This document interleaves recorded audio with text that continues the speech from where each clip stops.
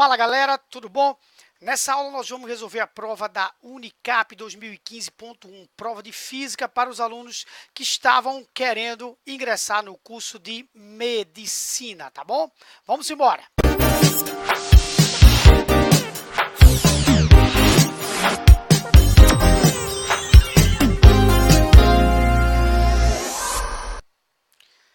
A primeira questão que nós vamos resolver dessa prova, tá? Como é de praxe nas provas da Unicap, elas começam com itens de mecânica. Normalmente as primeiras questões iniciam-se com mecânica. Não ocorreu diferente nessa prova, tá certo? Então foi a questão de número 26 que falava o seguinte. Vamos lá. O ser humano anda normalmente a 4,5 km por hora. Essa velocidade no SI corresponde a 12,5 metros por segundo. Vamos ver, tá? Ele quer que você passe aí de quilômetros por hora para metros por segundo. Para passar de quilômetros por hora para metros por segundo, você vai pegar o valor e vai dividir por 3,6. Então, para passar de quilômetros por hora para metros por segundo, você vai dividir por 3,6, o que vai nos dar 1,25 exatamente. Então, o item está verdadeiro, 1,25 metros por segundo. Verdadeiro. Item 1. O tempo que um veículo gasta para ultrapassar outro só depende das velocidades dos veículos. Falso. Por que falso? Porque se esses veículos forem considerados como pontos materiais, eu até poderia considerar isso daí, mas se eles forem corpos extensos, o tamanho desses corpos influencia no tempo que eles gastarão para um ultrapassar o outro. Então, o item está falso. Então, o tamanho iria influenciar para que um veículo ultrapassasse o outro. Falso. 2. Apesar das embarcações serem feitas de chapa de aço, cuja densidade é muito maior do que a densidade da água, elas flutuam porque sobre as águas, porque o empuxo equilibra o peso da embarcação. Exatamente. A principal condição de flutuação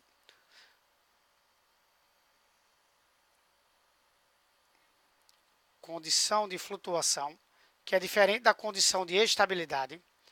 Estabilidade envolve centro de massa, ou seja, posição do empuxo e do peso, mas a condição para um corpo flutuar na água ou em qualquer outro fluido é que a força de empuxo seja numericamente igual ao peso.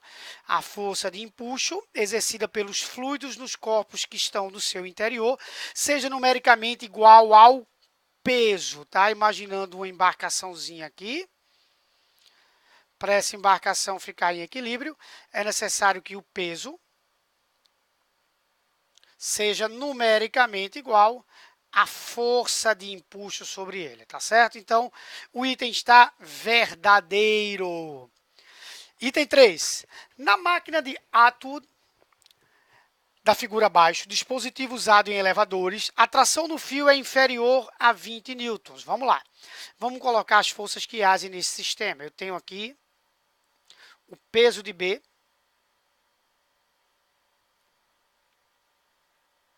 tenho aqui o peso de A, tenho aqui as duas trações. Beleza? Então, a resultante, como o corpo A é mais pesado, ele está descendo. Então, a resultante sobre o corpo A será peso de A menos tração, que é igual a massa de A vezes a aceleração, que é a força resultante. A resultante de B, o corpo B, por sua vez, está subindo. Então, o resultante de B fica tração menos peso de B. Massa de B vezes a aceleração. Organizando isso daqui, eu posso cancelar as duas trações, estou resolvendo o sistema, então eu fico com o peso de A menos o peso de B, igual ao somatório das massas vezes a aceleração. MA mais. Beleza. Peso de A, 30. Peso de B, 20. Massa de A mais massa de B, 3 mais 2, 5. Isso vai ficar 10 dividido por 5, a aceleração vai dar 2 metros por segundo ao quadrado. Como a aceleração dá 2 metros por segundo ao quadrado, eu tenho a minha tração sendo quanto? Vamos lá, tração. Vou pegar a segunda equação, menos o peso de B, estou na segunda equação, o peso de B é 20. É igual a massa de B, que é 2, vezes a aceleração, que é 2. Tenho tração. Então, 24 newtons. Ele diz que a tração é inferior a 20 newtons, falso, é superior a 20 newtons. Beleza? Questão de número item 4. No plano inclinado da figura, o bloco se encontra em repouso. Podemos afirmar que o coeficiente de atrito estático entre o bloco e o plano é igual a tangente de θ. Vamos lá? Vamos lá. Vamos colocar primeiramente as componentes da força-peso que estão aqui. Eu tenho aqui a força P seno de θ. Eu tenho aqui a componente P cosseno de θ.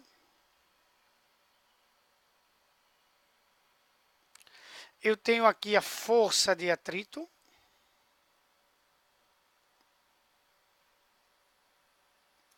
E eu tenho aqui a força normal. Beleza? Então, a primeira informação que eu tenho é que a normal é numericamente igual ao P cosseno de θ. Beleza? E eu tenho que o P seno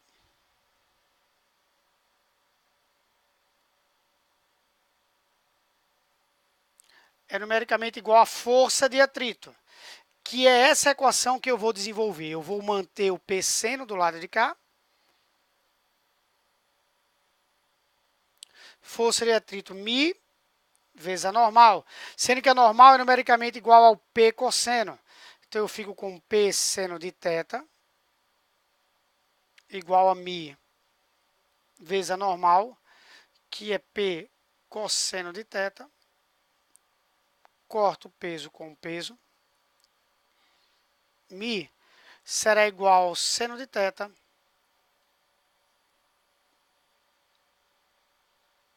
sobre o cosseno de θ.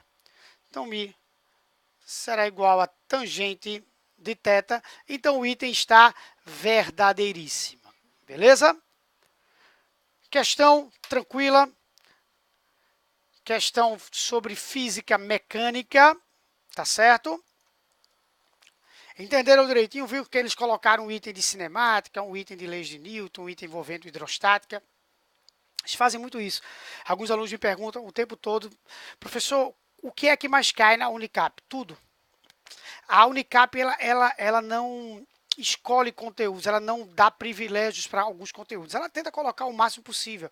Porque se você olhar bem, na verdade, ela não tem... Não olhe como ela tendo 5 questões, olhe como ela tendo 25 questões. Porque se você olhar direitinho, cada item desse é uma questão. Tá? Então, na verdade, você tem 25 questões aí.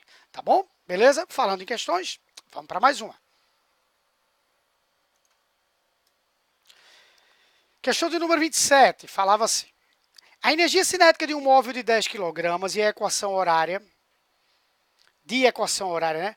V 10 mais 0,5T no SI no instante 20 segundos é 2 vezes 10 a terceira joules. Vamos lá. A energia cinética, como é que eu encontro? Primeiramente, eu tenho que achar a velocidade nesse instante. Então, eu vou pegar aqui o instante e vou colocar 20 segundos. Então, no instante 20 segundos, a velocidade desse corpo vai ser 10, mais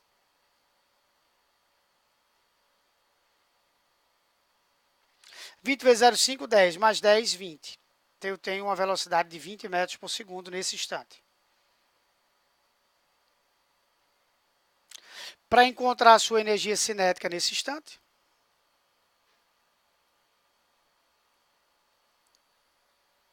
mv ao quadrado sobre 2. Beleza? Então, a massa 10 kg, que multiplica 20 ao quadrado sobre 2.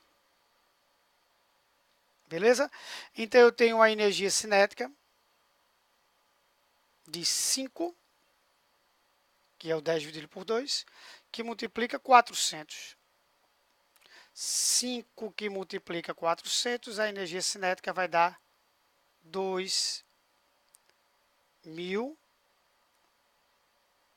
joules. 2.000 joules é exatamente 2 vezes 10 a terceira, então o item está verdadeiro. Tranquilo? Beleza. A quantidade de movimento do móvel do item anterior no instante inicial é 100 kg metro por segundo. No instante inicial, a velocidade desse móvel está aqui, ó, 10 metros por segundo. Porque aqui eu tenho V0 mais AT. A aceleração é 0,5 e a velocidade inicial é 10. Então, V0 mais AT, o V0 é 10. Para que eu encontre a quantidade de movimento inicial, eu faço o quê? Igual a m vezes v, a massa dele é 10, beleza? E a velocidade inicial, porque ele quer a velocidade inicial também é 10. Então, eu tenho 100 quilogramas metros por segundo. Então, o item está verdadeiro. 2. A segunda lei de Kepler afirma que a reta que une os planetas ao Sol varre áreas iguais em tempos iguais. Logo, podemos concluir que a velocidade orbital do planeta aumenta à medida, né, não é a média, à medida que o planeta se afasta do Sol. Bora lá. A segunda lei de Kepler indica exatamente isso, é a chamada lei das áreas. Então, está verdadeiro até aí. Tá? E essa segunda lei de Kepler mostra que quando o planeta está mais próximo do Sol, a velocidade dele é máxima. Então, no periélio, que é onde ele está mais próximo do Sol,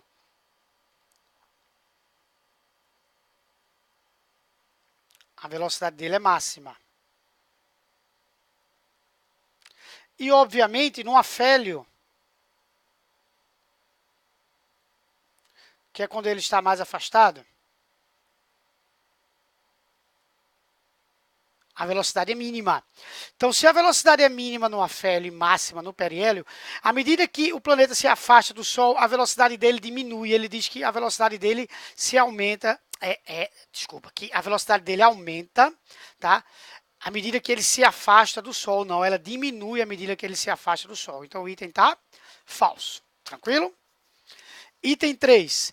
A pressão atmosférica é tanto maior quanto maior for a altitude do local. Falso. A pressão atmosférica diminui com a altitude, porque diminui a coluna de ar sobre a sua cabeça. Então, o item está falso. 4. Os pedreiros usam o princípio dos vasos comunicantes para nivelar 2 pontos de uma construção. Exato. Porque o princípio de vasos comunicantes mostra que se eu tiver um sistema de vasos comunicantes,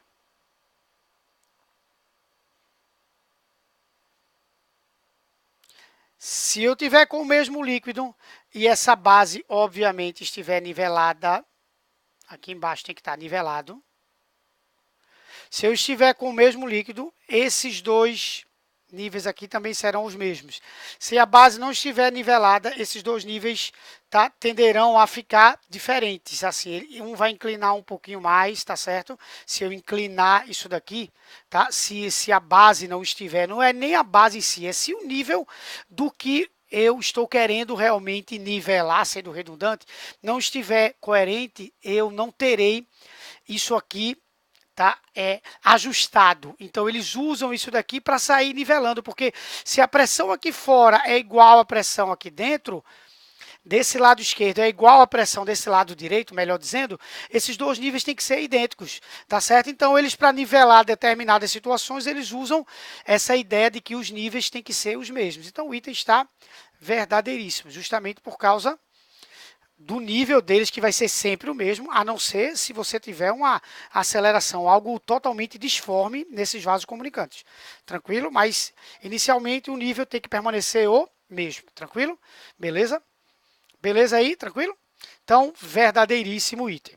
Então, questão 27 está aí resolvida para você. Vamos para a questão de número 28. Uma questão de termologia. A questão falava o seguinte para a gente. Quando dois ou mais corpos são colocados em contato, isolados de influências externas, após um certo tempo, eles atingem uma situação de equilíbrio térmico, no qual todos possuem a mesma quantidade de calor. Não. Equilíbrio térmico não é a mesma quantidade de calor. Equilíbrio térmico é a mesma temperatura. Então, o item está falso. Tá? Ninguém possui calor. Calor é uma energia que está em trânsito. Tá? Então, está falso. 1. O coeficiente de dilatação do cobre é 1,7 vezes 10 a menos 5 graus Celsius menos 1. Isso ele está afirmando. Isso significa que quando uma barra de cobre de 1 metro varia sua temperatura de 1 grau Celsius, o comprimento da barra aumenta a 1,7 vezes 10 a menos 5 metros. Só vai calculando. Delta L. L0. Alfa. Delta T. Sem problemas. L0, 1 metro.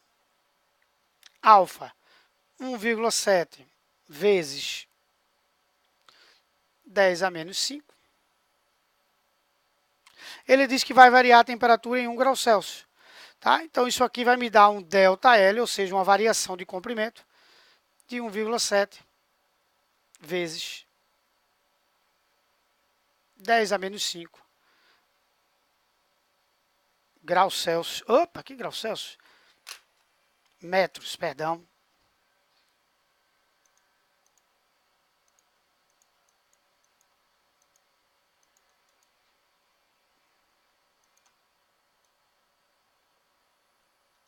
Metros, beleza? Então, o item está certo. Próximo. O gráfico abaixo representa a temperatura de um corpo de massa 40 gramas, inicialmente no estado sólido, em função da quantidade de calor recebida. O calor latente de fusão da substância é, bora lá, olhando o gráfico, aqui a substância é sólido, aqui ela está sofrendo fusão, sólido mais líquido. Aqui ela é líquido, aqui ela está sofrendo vaporização, líquido mais vapor. E aqui ela é vapor. Então, ele está se referindo à fusão. Fusão é essa etapa aqui, onde ela vai de 0,1 até 1 caloria, ou seja, ela recebe aqui 0,9 calorias. Tá? Se ele quer saber qual o calor latente, eu chego e aplico que Q é igual a M vezes L, que ela recebeu 0,9, a massa 40 gramas, vezes L.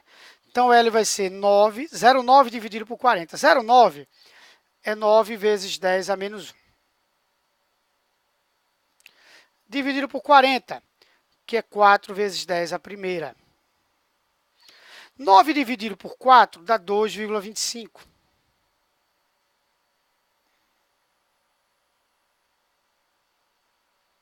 Vezes, esse 10 a primeira aqui embaixo sobe, fica 10 a menos 2. Opa, negativo. Está em quilocaloria aqui, quilocaloria. Então, deixa eu só apagar aqui, olha, eu já ia vacilando, tá vendo? Isso pode ocorrer com você na hora. Está em quilocaloria. Então, vamos lá.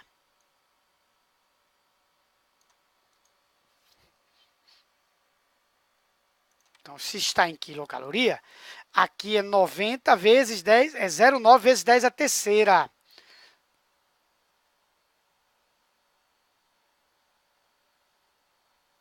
Terceira, tá certo?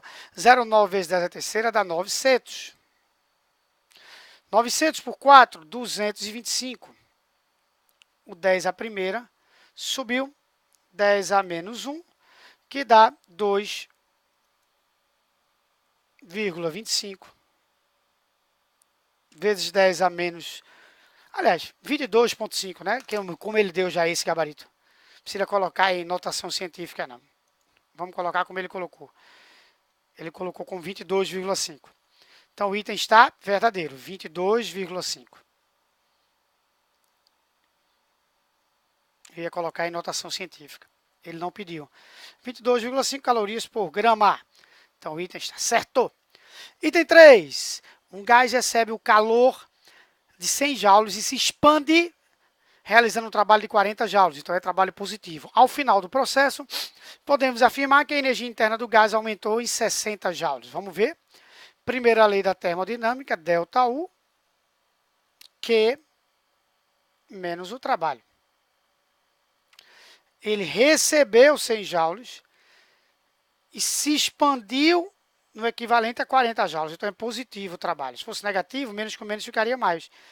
Então, no final, o ΔU deu 60 joules. E o ΔU, meus amores, é exatamente a variação da energia interna. Então, o item está verdadeiro.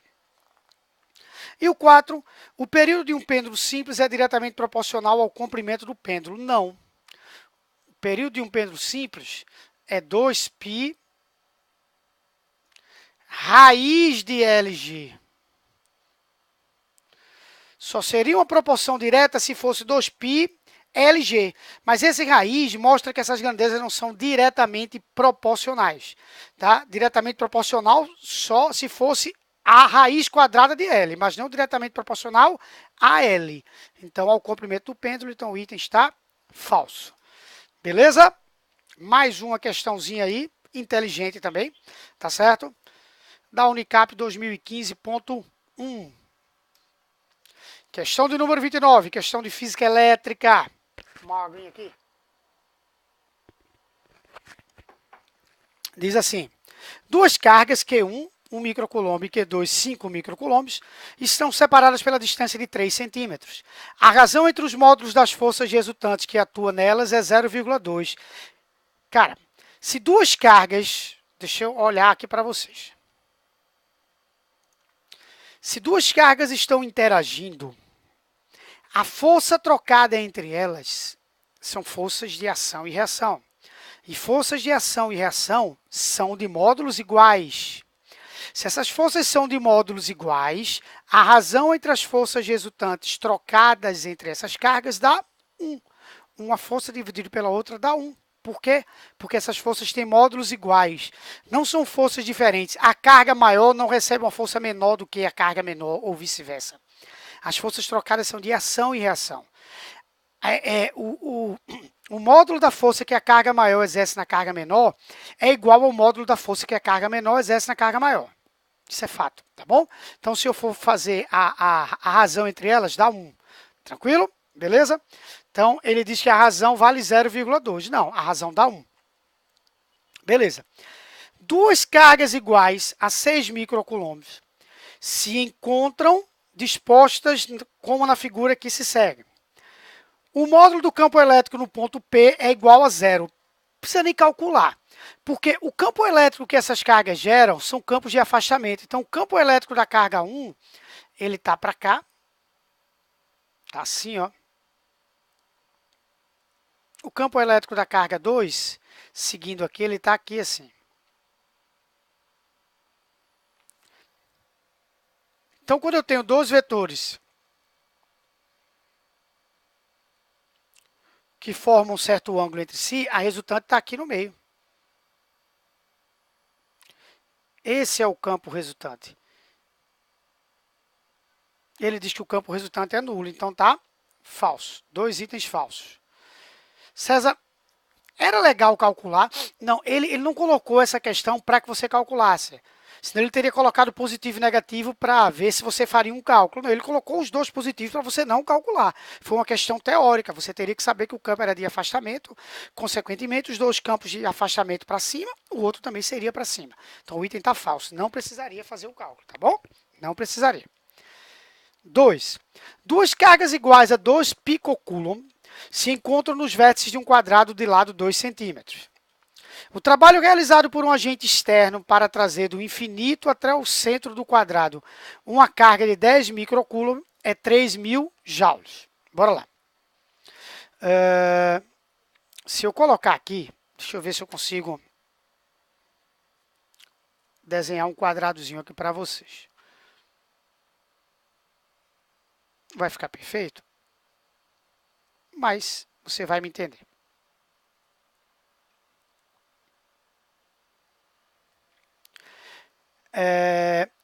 Ele não disse onde é que onde é que essas cargas estão, mas por ser um quadrado não vai importar muito não, então eu posso colocá-las aqui. O que importa é que no centro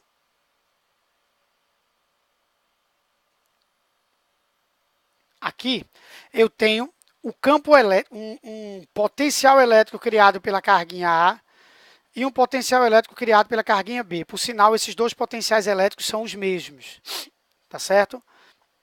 Ele está afirmando que o trabalho realizado por um agente externo para trazer do infinito até o centro do quadro uma carga de 10 microcoulombs é menos 3.000 joules. Esse trabalho vai ser a carga vezes a DDP, que é o potencial no infinito, menos o potencial no centro do quadrado. Vou colocar C. Então, vai ser Q, que multiplica menos o potencial do centro do quadrado. O potencial do centro do quadrado, A cria um potencial aqui, B cria um potencial aqui. Sendo que potencial elétrico, os senhores calculam assim. KQ sobre D, tá certo? Consequentemente, as duas distâncias são iguais, as duas cargas são iguais, os dois potenciais serão iguais. Então, vai dar 9 vezes 10 a nona. Beleza? Que multiplica Q, que é 2 picocoulomb. Menos 12. A distância, a diagonal de um quadrado é L raiz de 2. Como eu estou na metade, L raiz de 2 sobre 2. Então, vai dar 2 raiz de 2 sobre 2.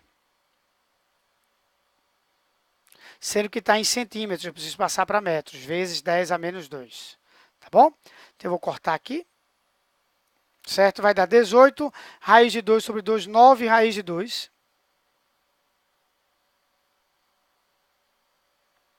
Beleza? Vezes 10 a menos 1. Isso aqui em volts.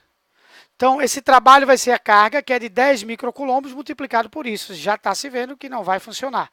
Que é quando eu pegar a carga, que é 10 microcoulomb, 10 vezes 10 a menos 6, e multiplicar por 9 raiz de 2,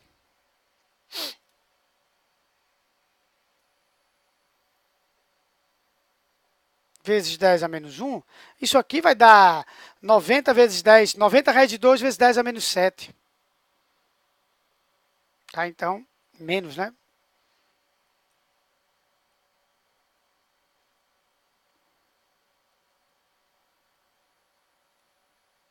Então, o item está falso.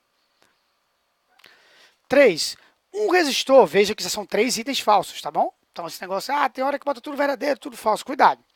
3. Um resistor é capaz de dissipar uma potência máxima de 20 watts quando submetido a uma DDP de 10 volts. A corrente máxima que ele suporta é 2 amperes. Então, o item simples. Esse item foi super simples. Você vai colocar aqui P é igual a U vezes I. Tá? Então, 10 volts, 2 amperes a corrente, que ele diz. Isso me dá uma potência dissipada mesmo de 20 watts. Então, o item está verdadeiro. 4. Com relação ao item anterior, se o resistor for submetido a uma DDP de 5 volts, ele dissipará uma potência de 5 watts. Calma agora. Calma, calma, muita calma nessa hora.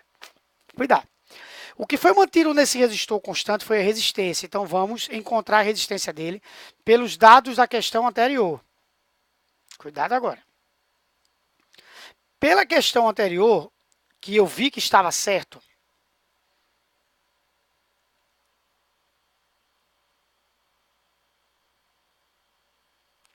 eu encontro que a resistência dele dá 5. César, eu não poderia simplesmente aplicar isso daí, não, U vezes I, não. Já que eu reduzi pela metade, o outro reduz. Não é assim. Você teria que fazer isso. Depois você vai pegar a nova potência fazendo U ao quadrado sobre R, que foi o que permaneceu constante.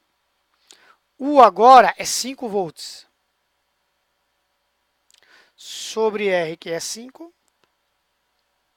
25 por 5 dá 5 watts. Então, o item está certo. Tá? Percebe que a relação não é tão simples. Você veja que a potência ficou dividida por 4, que era 20, passou a ser 5, e a DDP ficou dividido por 2. Então, não seria uma regra de 3 simples, tá? Uma proporcionalidade simples. Beleza? Tranquilo? Mas essa, show de bola. Última questão dessa prova. O circuito da figura abaixo é ideal. Se a queda de potencial no resistor R é igual a 8 volts, a corrente I vale 2 amperes. Vamos lá. Pessoal, ele está dizendo que a queda nesse resistor é 8 volts. Presta atenção. Se eu tenho 20 volts dessa bateria e 8 volts estão caindo já aqui, é porque dessa bateria está sendo liberado 12 volts. Então, a DDP aqui, entre esses pontos, e todo mundo está em paralelo, tá certo? Ela é 12 volts. César, tu pode repetir para mim? Próximo. Aqui é 20. Se essa bateria liberou 20 volts e esse resistor já consome 12, então quer dizer que entre esses terminais, tá, só vão ser liberados 12 volts. Então, a DDP, supondo que eu aqui chame de 0 volt, não é, mas supondo que eu chame de 0, tudo aqui é 0. Ele não ligou o fio terra, então eu não posso dizer que é 0. Estou só dizendo só para ilustrar realmente. Então, aqui seriam 12 volts.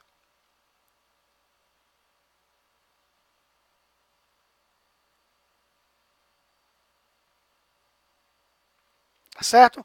Então, a DDP nesse resistor é 12 volts. Se a DDP nele é 12, U igual a RI,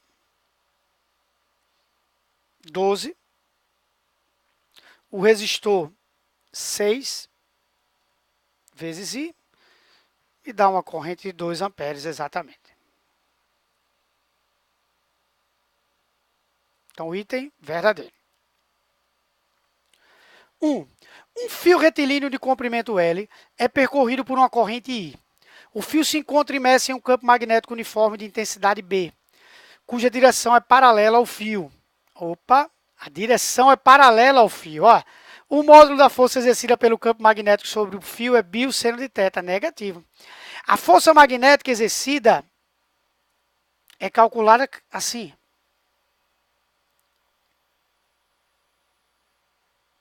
Sendo que ele citou que o campo magnético é paralelo ao fio. Se o campo magnético é paralelo ao fio, θ é 0. Se θ é 0, seno de 0 grau é 0. Consequentemente, a força é nula. Essa força deveria ser nula. Então, o item está falso. Beleza? O item está falso. Se fosse perpendicular, se o campo magnético fosse perpendicular ao fio, beleza, mas é paralelo ao fio. Então, o ângulo é 0 grau. O ângulo dessa equação é o ângulo entre o campo magnético e o fio. Tá certo? Próxima. Quando o objeto e o observador se encontram em meios diferentes, o objeto parece estar deslocado de sua posição real devido ao fenômeno de refração da luz. Exatamente. Posição aparente da luz, refração da luz. É exatamente isso daí. Tá certo? Quando você olha para o fundo de uma piscina, o fundo de uma piscina parece estar mais acima do que ele realmente é. Quando você olha para o Sol também não está na posição verdadeira. Tudo isso devido à refração da luz. Beleza. 3. Quanto maior for a distância focal de uma lente, maior sua capacidade de desviar os raios luminosos incidentes nela. Negativo. Essa capacidade de desviar os raios luminosos a gente chama de convergência ou vergência de uma lente. E ela é o inverso matemático da distância focal. Então, quanto menor for a distância focal, maior é a convergência. Menor distância focal, maior convergência, e não o contrário, tá certo? Então, menor distância focal, maior convergência. Então, o item está falso. E 4, um objeto real se encontra a 20 centímetros de uma lente convergente. Beleza. Se a imagem se forma a 50 centímetros da lente, então sua distância focal é 15 centímetros. Bom, bora lá. Um objeto está a 20 centímetros de uma lente. Se a imagem se forma a 50 centímetros dessa lente, então sua distância focal é 15 centímetros. Primeiro que ele vacilou, que ele não é que ele realmente vacilou, é que ficou um pouco complexo, que o aluno aqui teria que entender, por exemplo, o seguinte, ó, vê o DO, vê o DI, tá certo?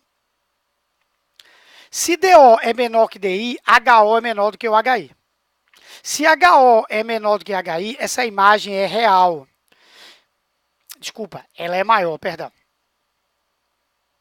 Se ela é maior, no caso da lente convergente, ela pode ser real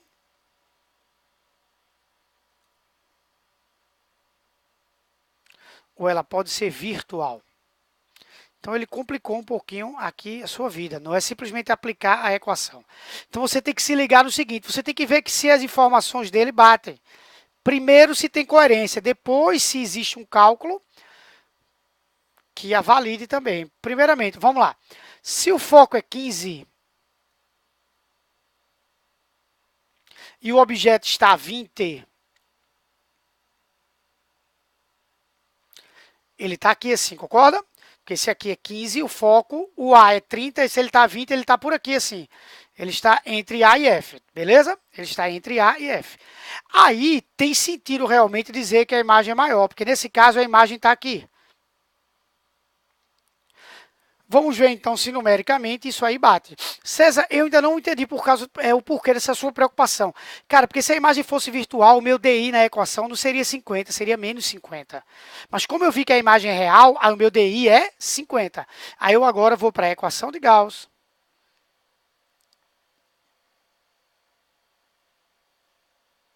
Opa. Deixa eu apagar aqui, que ficou feíssimo.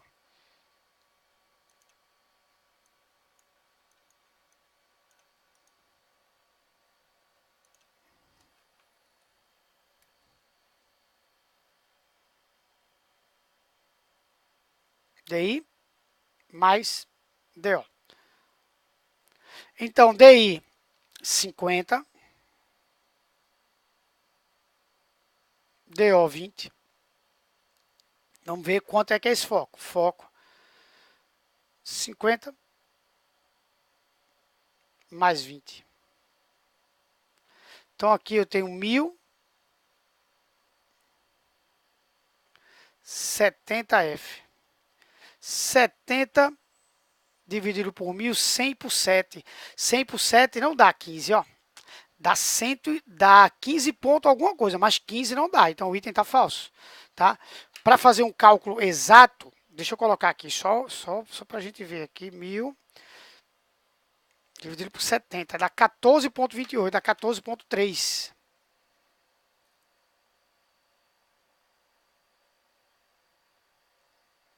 Então, houve coerência, você poderia colocar verdadeiro, tá certo? Mas iria dançar, porque houve coerência, mas a coerência matemática não existiu, tá? Houve a coerência física. Talvez o aluno, pela coerência física, já inventasse de marcar verdadeiro, e aí ele iria dançar, porque pela coerência matemática não é 15 centímetros, é 14,3 centímetros. Beleza? Gostou da aula? Então, se gostou da aula, dá um like pra gente aí, tá bom? Se inscreve no nosso canal, tá? Que tem mais aulas para você. Então, não se esquece de se inscrever no nosso canal e dar um like pra gente, porque isso é super importante, isso é o que motiva a gente a seguir em frente, tá bom? Então, beijão no teu coração. Até a próxima prova. Procura aí que tem mais prova, tá?